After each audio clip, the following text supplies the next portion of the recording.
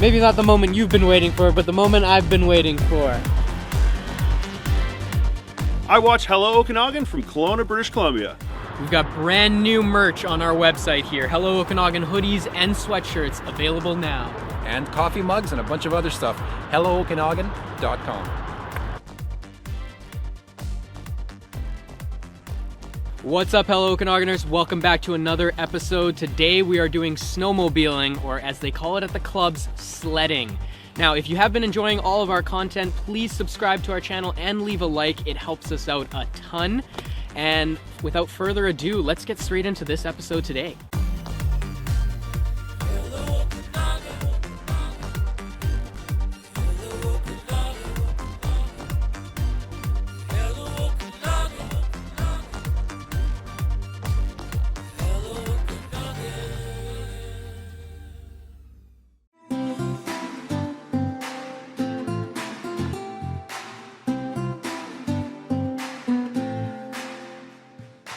All right, guys, joining me today is Gord Canfield. Thank you so much for joining me today, Gord. Tell us a little bit about we're here in Sicamous today at the Sicamous Sledding Club. Why don't you tell us a little bit about how it started, what it is, and what exactly a club is. I'll be perfectly honest, this will be my first time on a snowmobile sled. I don't know what the correct jargon is there, but yeah, I'm really excited to learn a little bit about the community that is involved in sledding and snowmobiling. So why don't you tell us a little bit about the club? Yeah, well, the club has existed since the late 50s. It was a group of enthusiasts locally that formed the club. The community itself, the income is primarily with the houseboating and summer vacation crew, and in the winter with the snowmobiling. So it's a valuable part of the community in terms of the revenue that it brings in. It's a non-profit society. We do apply for and receive grants from the province for some of our work, but a lot of our income is from the trail passes, and that provides us with the staffing, the equipment to groom. And we have the 4 groomers. We have 4 designated areas that we manage, and in these areas, this one being Owlhead, we have stewardship management agreements with the province that allows us, that gives us the tools to collect the funding. So that's pretty much the club in a nutshell. Now, forgive my ignorance on the topic. Is sledding something where you need a permit and you would have to go through a club to go through the areas, the mountains, or can you literally take one of these anywhere you want? To be legal on Crown land, you must have your machine registered and insured. So in our cases, we have our plate or sticker, as well as the paperwork to show that it's legal. So that's one of the requirements that you'd have to operate a machine on Crown land. Awesome. Well, thank you, Gord. Why don't we get into a little bit of the 360s, we'll call them, go around the sled and see what we need to get checked out before we get going. This is known as a mountain machine, so it has very, very deep lugs on the track, and it has a very long track. The whole reason being is that when you get up into waist-deep powder and you're trying to climb a very steep incline, you need that traction and you need lots of power in order to make the machine climb. Under the hood, it's actually side panels now. They don't make it as easy to get at everything, but you've got the drive system. Always carry a spare belt, because you never know if your belt comes apart. You definitely have to have a spare, otherwise there's no getting out of the backcountry without it. The skis tend to be wider on the mountain machine so that they give better flotation in the deep powder. Different riding styles call for different accessories on the handlebars. A common item is the handle in the middle, called a mountain bar, and it's very handy if you're doing a side hill where you're trying to keep the machine from falling down the hill as you're going across it, and you may end up using this for some extra leverage. And as far as the controls on the handlebar are concerned, it's pretty straightforward. You've got a throttle, you've got brakes, and you've got a kill switch. A very important item is the tether, which, if for some reason you were to fall off of the machine, that would kill the engine so that the machine doesn't take off on you. Awesome. Well, we're gonna get into a little bit of learning the basics, and then we're gonna head up there.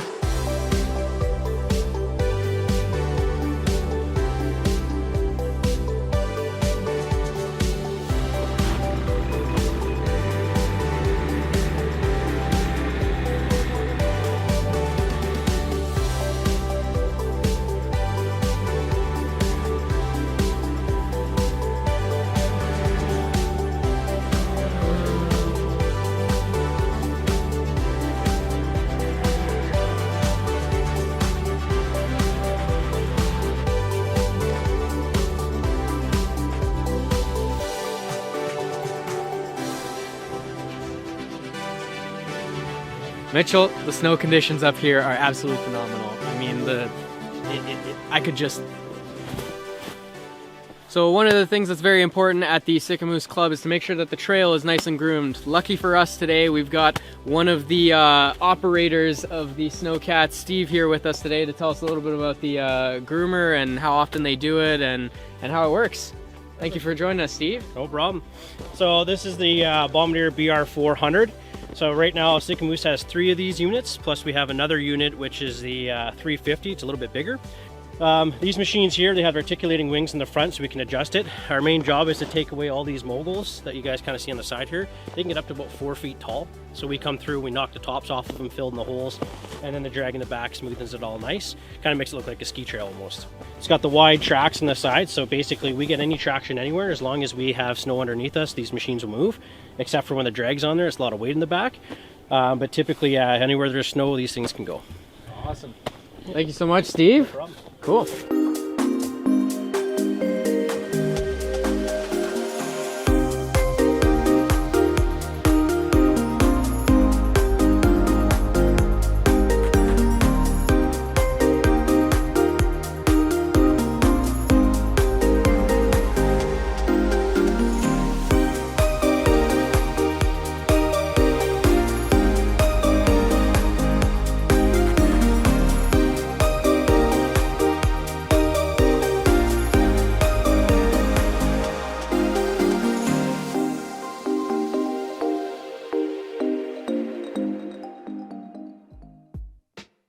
All right, so we're here in, well, what in some places is over waist deep powder here.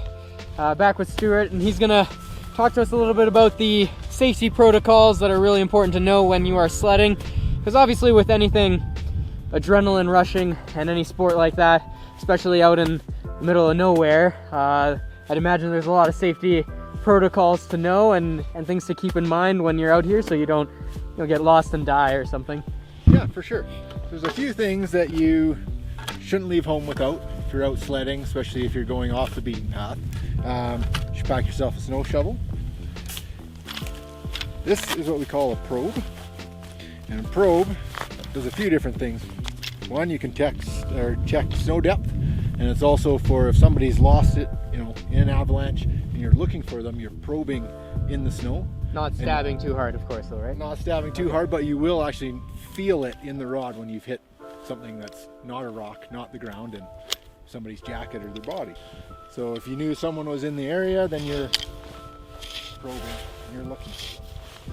And you do a grid pattern, maybe every foot or so. Cool. Another thing that's extremely important would be an avalanche beacon. Okay. So right now, this unit is set for sending. It's sending out a signal. So if I fell off my sled or I was in an avalanche or something, this is constantly sending out a signal. And then with other units, you can set it to receiving. So then you're searching back and forth and you can find people that are buried in an avalanche. And what's the range on one of those? Range on these is about, I want to say, about 60 feet. Okay. Yeah. Okay, so Gord threw an avalanche beacon over in this general area. And it is sending right now? Get out here. Oh, there we go. It's grabbing it. 8, 7.5, 7, 3. Right on top of it. 2. So you would know somebody's in here somewhere. Yeah. Start digging right there.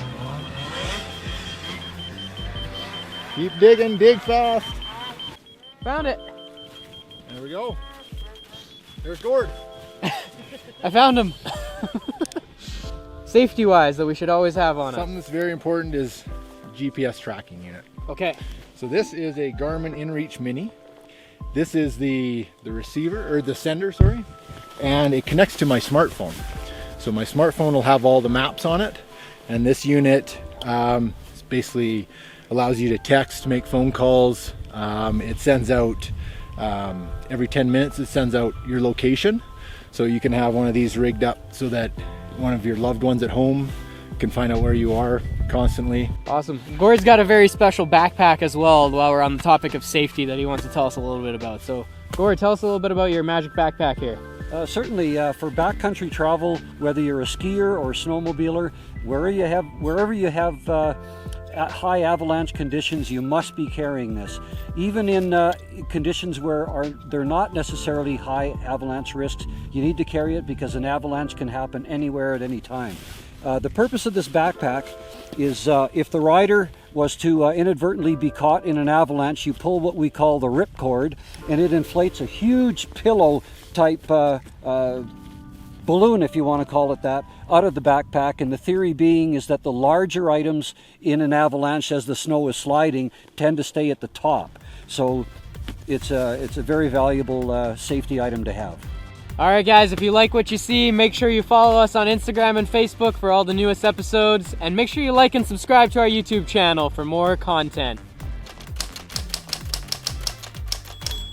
Hello Okanagan, I'm Elizabeth Flowers, your Okanagan Update correspondent. The Vernon Winter Carnival has officially kicked off with a week ahead of us of fun-filled activities. There's going to be everything from a chili cook-off to the Gold Rush scavenger hunt, even a virtual theater experience showing our hometown, featuring our very own Peter. Be sure to check out VernonWinterCarnival.com for more information. The carnival runs until February 14th. Sip, savor, and taste your way through over 50 restaurants that are participating in the Thompson Okanagan's Dine Around. From now until March 7th, restaurants will offer 3-course menus costing anywhere from $15 to $55 per person, giving locals and visitors the chance to channel their inner foodie, check out new menu items, and check out new restaurants. Visit dinearound.ca for more information. And with the COVID pandemic continuing to impact our communities, it's now more than ever so important to support local. Stay safe, wear a mask, and support your local businesses in your community. That's all for this week's Okanagan Update, and now we'll go back to the episode.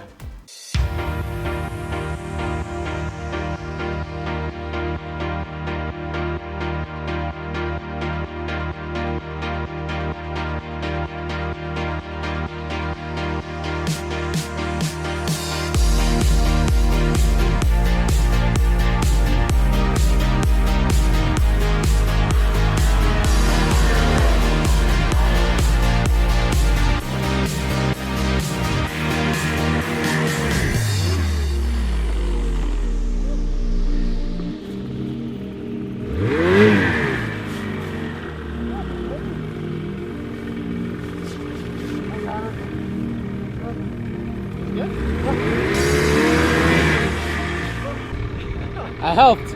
You guys won't know this yet, or you might. The cell phones do not really work up here, so they've got a satellite dish that hooks up so that they can have a webcam that shows the weather conditions. Is that right? That's correct, yeah. Awesome. So here's the satellite dish behind us and the webcam, and this works just all year round. People can check this out on the internet? Yeah, if you go to our website and then you go to the Owlhead page, and then on there you'll find we call this the Apex Alpine camera. So you can go on there and you can see it takes a shot every hour, 24 hours a day, 365 days a year, and gives you a view of the cabin and also of our yardstick, which shows the snow depth. So this is in feet? It's in feet, yeah. Perfect. So we're at about 6 feet right now. It doesn't feel like it when you're standing on it, obviously. And how high would you normally say this gets usually in the year? On a good year, we were probably 12, 13 feet. Wow. Yeah, this year has been... And you can walk on that, like you won't sink or anything. Yeah, it just keeps getting packed down and packed down more and more. And amazing.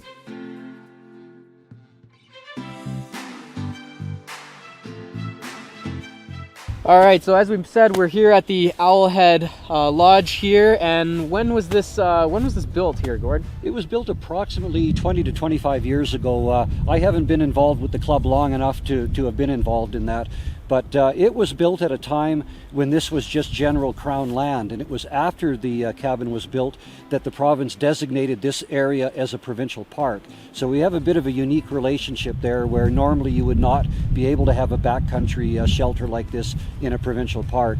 It also gives us the opportunity to work with the province when we need to do work for gathering firewood for the cabin. So again, we work very, very closely with the province. Amazing, amazing. And then, so you mentioned you don't really get a lot of caribou out here. Do we see a lot of caribou in any of the other clubs around the Okanagan at all? Generally, it's going to be the Revelstoke Club and ours where we'll see the caribou. Further to the south, we really don't see them there. So we have a few caribou that are in the vicinity of the quest area right now. And again, we're working closely with the conservation officers to make sure that we do the right thing to help save those herds. That's amazing. That's so great to hear that we can work alongside and really ensure the safety of obviously the riders and also the animals as well, and making sure we keep up with the populations and everything, because it is as we know up here, it is a mutual respect of their land and our land as well. All right, so now maybe not the moment you've been waiting for, but the moment I've been waiting for. Stuart here is going to show us how to get rolling on one of these, and a quick little beginner's guide, so I hopefully don't flip it or bury it in the snow on my first try. Okay, first very important thing is have the tether to the key attached to your body someplace. Okay. That way if you fall off the sled, this pulls off, kills the motor, so your sled doesn't take off down the trail on you. Perfect. And this is your kill switch. Hitting it like that turns off the motor. Pulling it out is how you can start it. Pull cord, some machines are equipped with electric start. This one is not, so you have to pull start it. This is your throttle. Yeah. This is your brake. You always keep one finger on your brake. All right, so let's hook up the safety.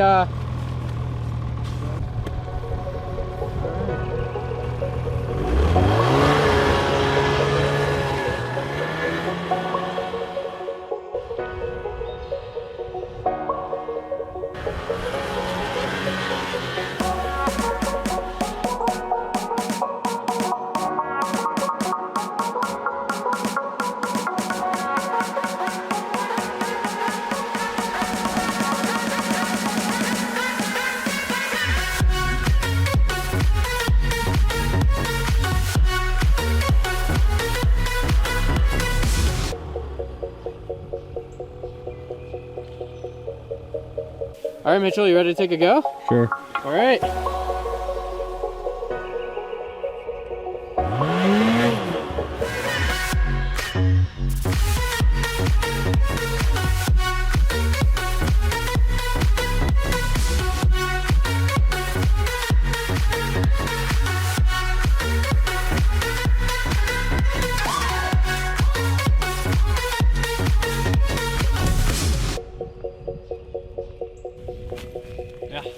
Not as easy as it looks, eh? No, it was honestly, yeah, steering is a little bit tough. Good job, buddy. Good job. It's been amazing to obviously see all the twisties and turnies, as they call them, and everything here. But Gord, we've got the fortune of being here in Sicamous. How many other clubs and sledding associations are there in the Okanagan in general, as you know of? Well, that's a very good question. We are a very active club, but Revelstoke is perhaps arguably the best snow conditions for snowmobiling in the world, and it gets a huge number of riders.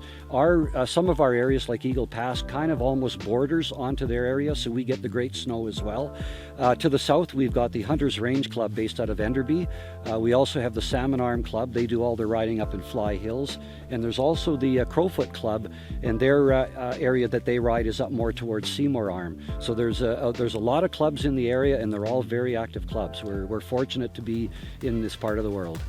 Thank you so much for tuning in for another episode of Hello Okanagan, and also big thanks to Donna, Gord, Stuart, and Steve here for showing us around Sicamous and the backcountry out here. It started to snow, but don't you worry, tune in next week. We'll be heating up with some Mexican food. That's right, Mexican food in Lake Country. You will not want to miss that episode. I know I definitely won't want to miss that one. Thank you so much for watching, guys. We'll see you next time on Hello Okanagan.